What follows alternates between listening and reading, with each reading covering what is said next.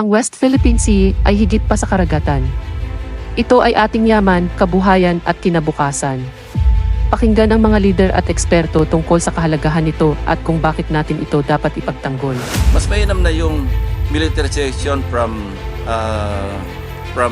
both sides, ano? Mas mainam na yung kaysa yung militarization na nakikita natin, puro sa China na lamang, eh talagang wala na tayo. Walang say, ika nga, tungkol sa West Philippine Sea.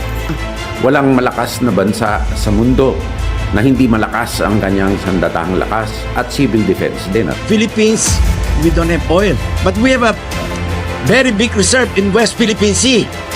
That's why they are very interested on the Philippines. So let us not let go of it. We should protect our territory.